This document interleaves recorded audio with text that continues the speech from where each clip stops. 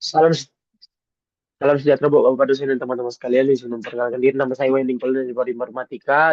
Pada kesempatan kali ini saya akan menjelaskan praktikum kita Atrudat, di mana praktikum minggu ini kita akan membahas materi tentang basic dan advanced source, di mana nanti di tantangannya itu kita disuruh untuk membuat suatu bubble short linked list, penggabungan dari bubble short dan linked list. Kemudian ada double shopping dan juga nanti ada, ya hanya itu dua saja yang akan kita kerjakan. Dimana nanti kalau di bubble sort ini kita membuat fungsi untuk melakukan sorting menggunakan basic sorting yaitu bubble sort. Kemudian nanti di double sorting kita akan eh, melengkapi kode program agar dapat melakukan sorting pada data siswa yang sudah diberikan. Ini, oke. Disinilah saja kita jelaskan code kita. Di mana nanti di bagian pertama itu ada di bagian app.java ini, di mana nanti untuk di bagian app.java ini adalah main class kita atau penguji kita untuk seluruh algoritma nanti pengurutan yang kita buat. eh, di mana nanti dia akan melakukan pengujian menjadi beberapa bagian utama sesuai dengan eh, modul praktikum kita. Nanti ada pengujian untuk di sini nanti ada pengujian untuk bubble sort. Kemudian ini ada yang untuk selection sort, insertion sort, merge sort. Kemudian nanti ada untuk quick sort. Kemudian ini yang untuk aktivitas praktikum C1. Ini adalah pengujinya atau drivernya nanti untuk bubble sort linked list C1 dan juga ini untuk double sorting untuk aktivitas C2. Nah, kemudian nanti di bagian basic sort ini atau kita dapat juga katakan bubble sort ini adalah mengurutkan.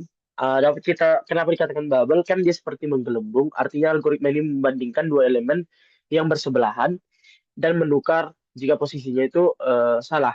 Salah dalam artiannya ini kalau misalnya posisi yang di kanan lebih kecil daripada yang di kiri, maka si kanan dan kirinya itu bertukar posisi. Nah, mana nanti di basic sort ini dia akan terbagi menjadi tiga. Ada algoritma untuk bubble sort, kemudian ada selection sort dan juga insertion sort. Nah, untuk di bubble sort tadi sudah saya jelaskan. Kemudian kalau untuk yang selection sort, dia akan bekerja untuk dia nanti mencari atau memilih elemen terkecil dari bagian yang belum terurut, lalu langsung dipindahkan ke posisi paling depan atau paling kiri. Nah, begitulah cara kerjanya. Ini adalah algoritmanya. Nih, di mana nanti di sini ada beberapa eh, ini min index ini juga min index ini kita artinya ini mengasumsikan bahwa elemen kita itu ada di posisi I, di mana posisi I itu adalah yang terkecil untuk sementaranya. Nah, terus nanti akan melakukan loop-loop untuk menentukan untuk mengurutkan data ini berdasarkan konsep yang saya katakan tadi, di mana dia akan memilih elemen terkecil dan langsung akan memindahkannya ke depan atau ke paling kirinya.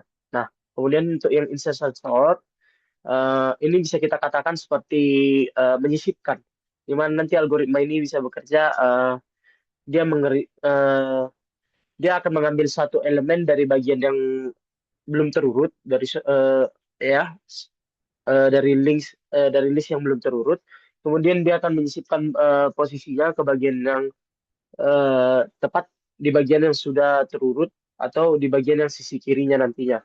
Nah, di mana nanti cara kerjanya itu di mana nanti kalau kita lihat dari code-nya ini, di sini ada nanti dia akan melakukan looping di sini, di mana nanti dia akan dimulai dari indeks ke satu, di mana nanti karena elemen pertama itu kenapa dimulai dari indeks ke satu atau elemen kedua? Karena elemen pertama itu atau indeks nol itu kita bisa anggap dia sudah terurut pada awalnya sebelum kita melakukan nanti eh, apa pengecekan untuk mengecek dengan yang setelahnya, ya dengan indeks yang ke satu atau elemen kedua itu. Nah, kemudian nanti dia akan menyimpan data yang menyimpan nilai data yang akan disisipkan, kemudian dia akan melakukan looping, di mana nanti di looping ini dia akan membandingkan nilai yang ada di tem dibandingkan dengan elemen-elemen di sebelah kirinya, yaitu si J-nya. Nah, di mana nanti di sini kan ada data J plus 1 ini, artinya selama elemen di kiri masih lebih besar daripada si temnya, maka elemen tersebut akan digeser ke kanan untuk dikasih ruang nantinya. Nah, kemudian nanti setelah di sini nanti setelah dia menemukan posisi yang pas, di mana elemennya yang di kiri itu sudah tidak lebih besar lagi, maka sistemnya akan langsung diletakkan di situ. Nah, begitulah algoritma untuk ketiga basic sort yang kita gunakan ini. Nah, kemudian kita lanjut ke bagian berikutnya. Di bagian berikutnya kita menjelaskan link di sini. Ini adalah single linked list atau link list kita dapatkan, kita katakan. Di mana nanti di sini dia akan ada bagian struktur datanya atau bagian inner class node-nya nanti. Ini ada bagian inner class node-nya di mana ada head, tail, node dan juga nanti ada di sini length-nya. Nah, kemudian dia akan melakukan operasi dasar di sini di mana nanti dia ada link list ini. Ini adalah konstruktor untuk membuat list kita pada pertama kali. Di mana nanti saat dibuat di sini node pertama itu langsung menjadi head sekaligus si tail. Nah, kemudian nanti di sini ada fungsi append di mana artinya dia akan menambahkan node baru di akhir list karena karena kita kan punya tail tadi kan, di mana kita nanti di sini kita tidak perlu menggunakan looping karena kita tidak perlu mencari ujung list dari awal karena sudah langsung terlihat dia kan di sini nanti kalau dia append dia kan langsung aja menambahkan satu di akhir langsung. Jadi kita udah pasti tahu si tailnya itu eh, pasti berada di paling akhir. Jadi dia tinggal mengecek langsung ke paling ujung akhirnya aja. Sehingga nanti kompleksitasnya kemungkinan ya langsung kompleksitas terbaiknya itu 01. Nah, kemudian di sini ada print list. Print list ini adalah fungsinya sebagai dia akan menampilkan seluruh isi list ke layar dengan format seperti ini. Buka kurung siku, kemudian dimasukkan isinya, baru dikasih koma, dimasukkan lagi isinya, dikasih koma sampai habis. Kemudian dia akan diakhiri dengan tutup kurung siku ini.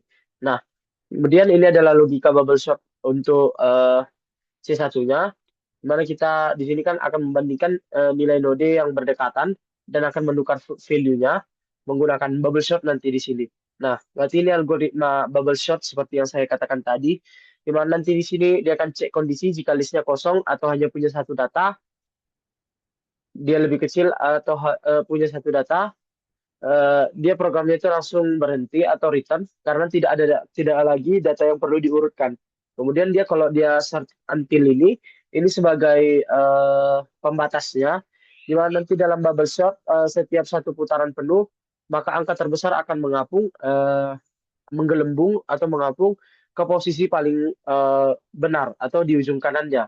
Kemudian sorted until ini dia digunakan untuk memastikan bahwa kita tidak perlu mengecek bagian kanan yang dimana bagian kanan itu udah pasti terurut nanti.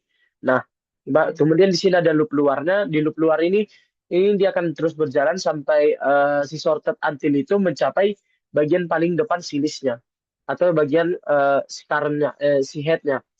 Nah, kemudian di sini ada looping, dapat kita katakan ya loop-nya juga. Cuma nanti di sini current-nya itu dimulai dari head, kemudian kita akan membandingkan current value dengan current next value, di mana jika nilainya lebih besar, maka akan kita tukar value-nya, bukan node-nya, di mana kita akan menukar nilainya menggunakan variabel temp nanti di sini. Nah, kemudian kita akan geser current ke node berikutnya, dan nanti di sini ada pembaruan batas, atau menggunakan set until ini lagi, di mana pembaruan batasnya ini nanti dia akan diperbarui ke posisi si current-nya. Nah, kemudian di merge sort ini, kalau di merge sort ini, konsepnya di merge sort ini adalah dia akan mengambil dua buah array yang sudah terurut, misalnya data satu dan data dua, kemudian nanti dia akan membuat suatu uh, array combine atau array gabungan, di mana nanti dengan ukuran total dari kedua array input itu, kemudian dia akan membandingkan di loop yang pertama, ini loop yang pertama, di mana nanti di loop yang pertama ini dia akan menggunakan ya pointer menggunakan ya si I ini untuk array satu dan si J ini untuk array data 2 array 2. Nah, di mana nanti program akan membandingkan elemen posisi dari I dan J, kemudian angkanya jika lebih kecil dan akan dimasukkan, kalau dia lebih kecil dia akan masukkan di data combine, di combine, dalam combine, kemudian pointernya itu akan maju. Nah, kemudian kalau sisa datanya itu nanti dia akan dimasukkan, kalau sisa datanya ini nanti dia akan masuk kepada loop yang kedua dan loop yang ketiga. Di mana nanti di loop yang kedua dan loop ketiga ini, setelah salah satu array udah siap kita bandingkan, kan ada nanti kemungkinan dari angka yang ada yang tersisa dari array satunya lagi. Kemudian nanti dua loop kita ini akan memastikan bahwa sisa angka tersebut akan masuk ke bagian combine. Nah, sehingga nanti hasil akhirnya itu atau outputnya itu dia akan bersih dari satu array besar yang sudah terurut nantinya. Hmm. Kemudian kalau di merge sort ini, eh, dia itu kan fungsinya itu dipanggil untuk memulai pengurutan, kemudian dia akan melakukan rekursif, dia akan bekerja fungsinya bekerja secara rekursif atau memanggil dirinya sendiri, di mana di mana nanti ada base case-nya atau kondisi berhentinya. Kalau dia nanti data length-nya itu lebih kecil atau sama dengan satu, maka dia langsung akan nge-return si datanya. Karena data itu sudah pasti terurut. Kemudian nanti kalau di sini ada bagian ini, pembagian, membagi, divide. Ini untuk mencari nilai indeks tengahnya. Setelah dicari indeks dia eh, mencari nilai tengahnya. Kemudian nanti kita menggunakan di sini ada array copy of range, di mana dia nanti akan memotong array-nya itu menjadi dua bagian, kiri dan kanan. Kemudian di conquer ya dibagi menjadi dua, kiri dan kanan. Kemudian nanti di sini kita akan membagi dia terus nanti sampai dia nanti dibagi-bagi. Yang kiri itu misalnya kalau masih ada datanya 4 berarti dibagi dua lagi sampai dia nanti hanya membandingkan dua dua dua eh, dua elemen list. Nah, jadi setelah dia membandingkan dua elemen list, kemudian nanti udah dapat dia kan udah terurut, baru dia nanti lanjut lagi digabungkan lagi yang kirinya misalnya tadi kan 4 dibagi jadi dua-dua. Nah, di dua-dua ini kalau udah terurut yang dua-dua ini dia akan dibandingkan lagi ke atas, naik lagi ke atas, dibandingkan lagi, kemudian diurutkan lagi, kemudian kalau ada lagi di atasnya lagi dia akan diurutkan lagi seperti seperti itu terus dia kalau dia kita menggunakan merge sort itu. Jadi dia akan membandingkan sampai nanti kembali membentuk suatu satu array list yang sudah terurut dengan baik. Kemudian di sini ada fungsi ada metode quicksort, di mana quicksort ini pengurutan dapat kita katakan pengurutan berdasarkan namanya quick berarti cepat dan yang paling sering kita gunakan harusnya yang paling sering digunakan untuk saat ini.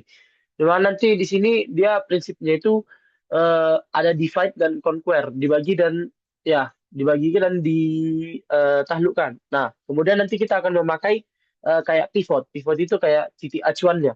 Nah, dimana nanti di sini ada metode swap. Metode swap ini sebagai helper, di mana ini membantu kita nanti untuk menukar posisi dua elemen di array kita.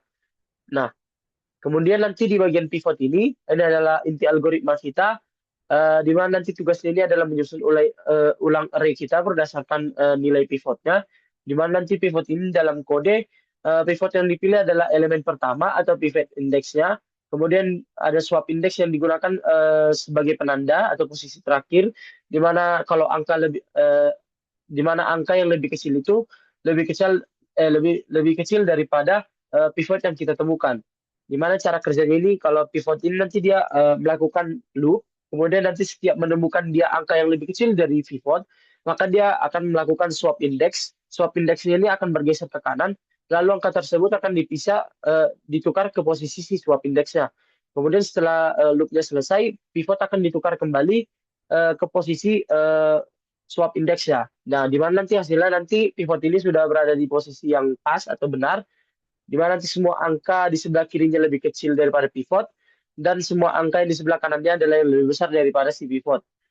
Nah, kemudian dia akan mengembalikan posisi indeks akhir dari nilai si pivot tersebut.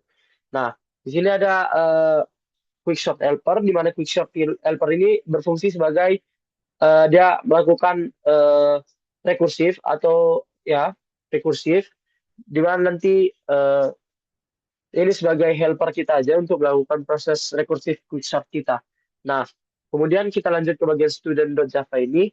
Nah, kalau di student.java ini adalah kelas blueprintnya atau data model kita yang kita pakai sebagai wadah kita menyimpan satu informasi data mahasiswa yang akan kita diurutkan nantinya. Nah, di mana nanti di sini atributnya itu ada NIM, nama, dan juga skor. Kemudian nanti ketiganya akan menggunakan modifier public agar bisa langsung diakses oleh kelas lain. Kemudian nanti di sini ada konstruktornya. Ini adalah konstruktornya. Dia untuk menginisialisasi atau membuat objek mahasiswa baru. Kemudian ini adalah metode toString, ini adalah metode yang kita gunakan di mana fungsinya nanti untuk menentukan bagaimana objek mahasiswa ini ketika nanti ditampilkan jika dicetak nanti. Artinya kayak kalau kita menggunakan misalnya returnnya kalau misalnya kita menggunakan nanti di sini lewat sistem outprint line. Nah, dimana nanti metode ini menentukan bagaimana objek mahasiswa ini uh, nanti ketika ditampilkan di sistem outprint line ini. Nah, tanpa metode ini, uh, kalau kita nanti misalnya mencetak objek, yang keluar itu adalah alamat memori, seperti alamat memori dari contohnya kayak alamat memori misalnya alamat memori Dell titik IFS 24032 titik bla bla bla student ini. Nah, dia nanti langsung akan menampilkan alamat memori seperti itu. Nah, kemudian di sini ada string format. Di string format ini dia adalah untuk ya ini hanya untuk mengatur tampilan teksnya nanti ya.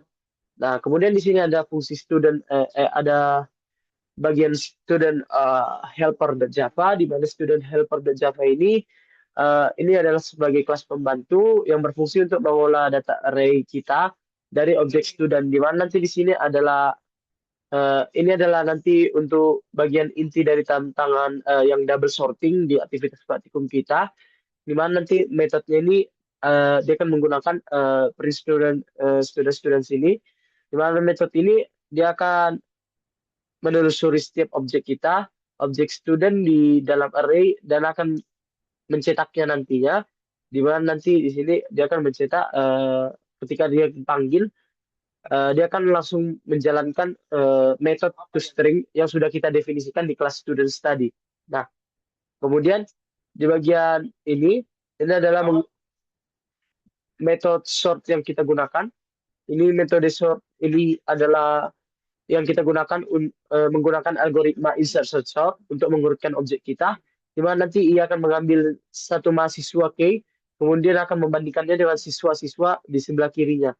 Nah, kemudian nanti di sini ada metode compare.